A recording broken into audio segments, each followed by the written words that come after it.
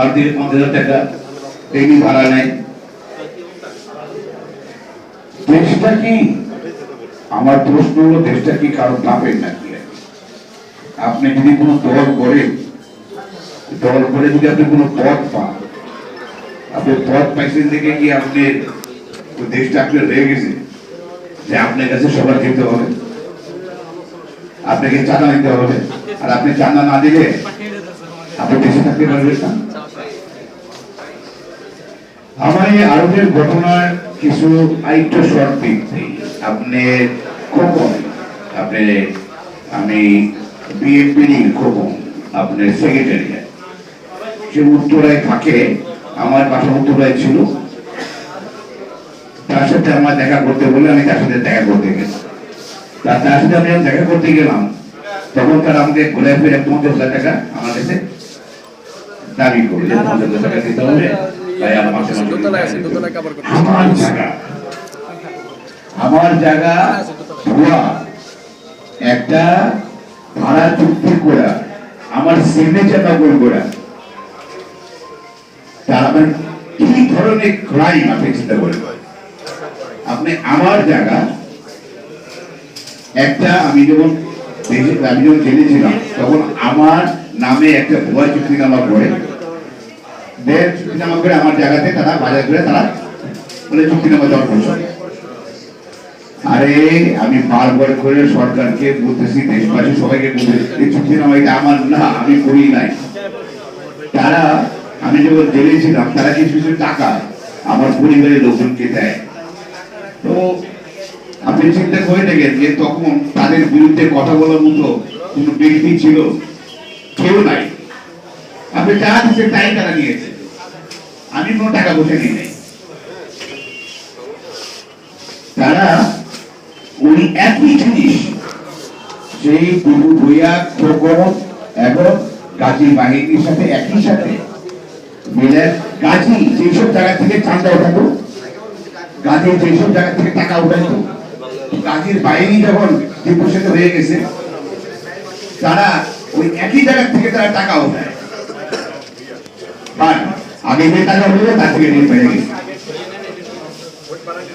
ধান আমি যতটুকু শুনেছি, দুপুরে আগে আপনি জিজ্ঞেস করলে, আমি না জিজ্ঞেস করছি কয়েকবার, আমি এটার সাথে নাই। রূপগঞ্জে কোন একটা জিনিস বলবে না ত্রিপুর আর খোকনের নির্দেশ ছাড়া।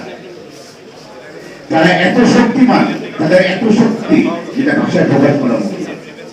যার জন্য আমি বাধ্য হয়েছিলাম, আপনারা দেখছেন যে কয়েক সপ্তাহ, কয়েক মাস ধরে, 2 মাস ধরে, 2 মাস 2.5 মাস ধরে কিন্তু আমি কন্টিনিউয়াসলি ত্রিপুর অকর্মর কথা কিন্তু আমি মিডিয়াতে বারবার বলে গেছি। আমি বিশ্বাস করেছিলাম, আমি লিখিত অভিযোগ জমা দিয়েছি বিএনপি অফিসে, আমি মিডিয়া অফিস জমা দিয়েছি, আমি তারিখ সাহেবের এর কাছে আমি জমা দিয়েছি। আমি ভেবেছিলাম যে কোনো একটা কিছু হবে। তারা কালকের ঘটনার পরেও আপনি দীর্ঘ ভূয়া খোকন তাদের লোকজনের যদি আপনি মুভমেন্ট দেখেন, আপনি অবাক হয়ে যাবেন। কালকে তারা বলছিল কিছু মিডিয়ার লোকজনকে, তো তারা এখন মনে করেন যে আপনি যদি কোনো মানুষ প্রতিদিন ছেলে দিন আপনি 2 কোটি 3 কোটি টাকা চাঁদা উঠান, চাঁদা আছে, তাহলে আপনি 2,000, 5,000, 10,000 টাকা খরচ করতে আপনি কিছু গায়ে লাগবে? লাগবে? লাগবে না। তারা কি করে আপনি, যেমন রূপগঞ্জের মিডিয়া, আমি যেটা আগে বলেছি, রূপগঞ্জের মিডিয়া সম্পূর্ণভাবে গাজী দখলে ছিল। ওই যে গাজী লোক এখন টিপু হয়ে গেছে, মানে টিপুর দখলে। ওরা যেভাবে চাইলে সেভাবে নিউজ হবে, তার বাইরে নিউজ হবে না। আপনার এন্টায়ার রূপগঞ্জের মিডিয়া যারা আছে, তাদের কোনো নিউজ হবে না যে পর্যন্ত তারা অন্যভাবে না আসে, তাদের হুকুমে বাইরে যাবে না। আমার বক্তব্য শেষ পর্যায়ে আমি এই স্বাধীন দেশে আমি চাই থাকি, আমি চাই, আমি ভারপ্রাপ্ত চেয়ারম্যান তারেক সাহেব, আমি ম্যাডাম খালেদা জিয়া, আমি বিএনপির যারা উপরে কর্মকর্তা আছেন, আমি তাদের কাছে আমার অনুরোধ হবে যে দৃষ্টান্তমূলক বিচার, দৃষ্টান্তমূলক কিন্তু ভূয়া খোপন এটা বিচার করতে হবে। এটা যদি বিচার না করে আপনি এন্টার রূপগঞ্জ তার পাশাপাশি এন্টার বাংলাদেশে এটা একটা স্যাম্পল হবে যে এই স্যাম্পলের কারণে ওরা নানান জায়গাতে এটা থেকে থেকে অন্যান্য থানা উপজেলা একই অবস্থা হবে। আমার দেশের প্রশাসন যারা আছেন, আমাদের স্বরাষ্ট্র উপদেষ্টা, স্বরাষ্ট্র মন্ত্রণালয় যারা দায়িত্বে আছেন আর কি, আমি স্ট্রংলি অনুরোধ করব যে আপনার একটা নিরপেক্ষ, সম্পূর্ণ নিরপেক্ষ আপনি একটা তদন্ত করুন। এই রূপগঞ্জ থেকে সম্পূর্ণভাবে এই ক্রিমিনালদের দূর করুন, এটা আমার অনুরোধ থাকে। এখন আমার সাংবাদিক বাজার করে 10 টাকা প্রশ্ন করতে পারে। ধন্যবাদ।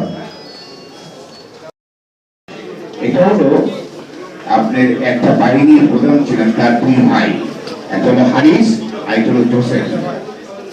তো আমার জন্ম রূপগঞ্জে, আমি ছোটবেলা পর্যন্ত আমি মোহাম্মদপুরে বড় হই।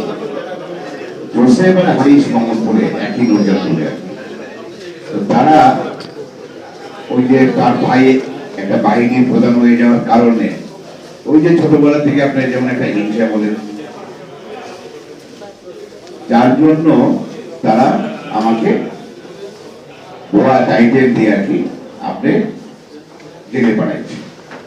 ক্যাসিনো, অনলাইন ক্যাসিনোর কথাবার্তা কই আজ পর্যন্ত আমার নামে কোনো ক্যাসিনো মামলা হয়েছে?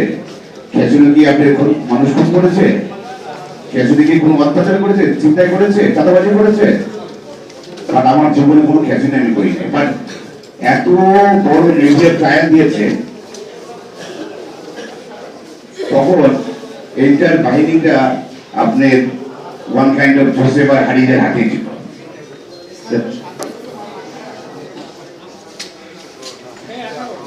তারা দুঃখ প্রকাশ করতেছে যে আর কত অত্যাচার সহ্য করবে। আগে একভাবে অত্যাচার সহ্য করেছে আপনি ওই কাজী, এখন হলো আপনি দিন বইয়ার খবর।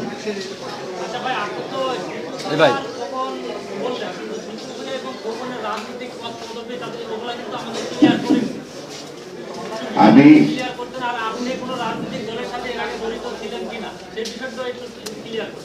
ধন্যবাদ। আমি আমার জীবনে কোনো রাজনীতি দলের সাথে আমি আগে কোনোদিন ছিলাম না। আমি কোনো রাজনীতিবিদ, আমি ছোটবেলায় বয়স 14 বছর বয়স থেকে আমি জাপানে বড় হয়েছি। জাপানে বড় হয়েছি, আমি বাংলাদেশে আসা যাওয়া করতাম। আমার সবকিছুই আপনার দেশের বাইরে জাপানে। আমাকে অ্যারেস্ট করার পরে যে 4 বছর বিনা অপরাধে জেল কাটলাম, ওটাই আমার বাংলাদেশের জীবনে সবচেয়ে বড় লম্বা সময় বসবাস করা। তো তারপরে থেকে আমি দেশে জেল থেকে বেরোয়ার পরে আমি বাংলাদেশে সময় দেওয়ার জন্য আমি চেষ্টা করতেছি। দেশটাকে আমি ভালোবাসি যে আমার বাকি জীবনটা আমি বাংলাদেশে কাটাবো আর অন্যায় প্রতিবাদ করে দেবো। আপনি যে কোর্সটা করেছেন তাদের পদ পদবি, আমি রাজনীতি করতাম, আমি ছোটবেলা থেকে দেশের বাড়ি ছিল, আমার কিন্তু বাংলা ভাষায় একটু প্রবলেম আছে। মানে ওই যে ছোটবেলা থেকে ছিলাম তো ওই ভাষায় একটু ডিফিকাল্টি আছে আর কি। ওটা আপনারা মনে কিছু দিবেন না। আপনি যে কোশ্চেনটা করেছেন দীপু ভূঁইয়ার পদ কি? নির্বাহী কমিটির সদস্য। আর খবরের পদ নারায়ণগঞ্জ জেলার সাবেক সেক্রেটারিয়েট বিএনপি, জাতীয় BNP, Bangladesh national party. So basically আমি তারেক রহমান সাহেবের কাছে আমার স্ট্রংলি, তারা এলাকায় যেভাবে বলে বেড়ায় যে তারা বিএনপি জন্য যেমন কলঙ্ক, দেশের জন্য কলঙ্ক। প্রথমবার আপনাকে করতে হবে, তারেক রহমান সাহেব একটা কথা খুব স্পষ্ট করে বলেছে যে আপনি কথা বলার স্বাধীনতা। আজকে আমি কথা বলার স্বাধীনতার কারণে গতকাল আমার বাসায় এই ধরনের ঘটনা ঘটেছে। কথা বলার স্বাধীনতার কারণে আজকে আমার ফ্যাক্টরি বলেন, কথা বলার স্বাধীনতার কারণে আমার জায়গা দীপু ভূঁইয়া কাজী বাহিনীর সাথে দখল করে রাখছে। আমি কথা বলার স্বাধীনতা থাকার কারণে আমি এলাকায় গেলে আমাকে খুন করে ফেলবে, এটা হলো কথা বলার স্বাধীনতা। তবে আমার তাদের সঙ্গে কাছে আমার অনুরোধ,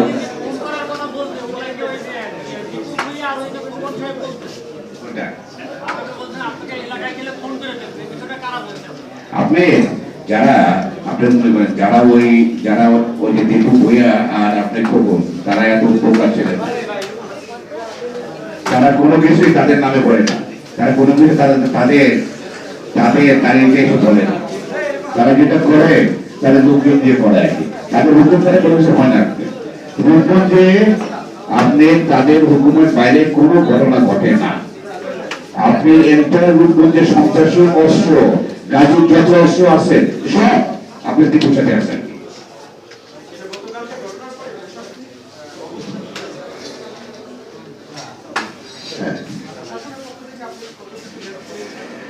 আমি সেনাবাহিনীকে ধন্যবাদ, সেনাবাহিনীর সাথে আমার লাইফটা অনেক আগে থেকে জড়িত আর কি।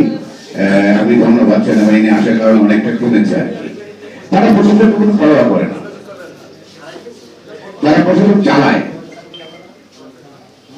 এটা আমার দেশে আজকে লাস্ট 53 ইয়ার্স এভাবেই চলে আসছে, যার জন্য আমাদের মধ্যে সাধারণ নাগরিক আমাদের অধিকার আমরা পাই না।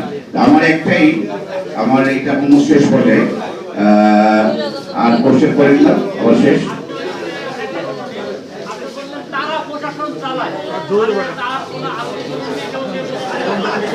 না আপনি সবই বুঝে আছেন, জিজ্ঞেস করতেছেন। এখন প্রশাসন, আমাদের প্রশাসন অনেক কিছু ঠিকঠাক করা দরকার, তার ঠিকঠাক হয়নি এখন ঠিকঠাক।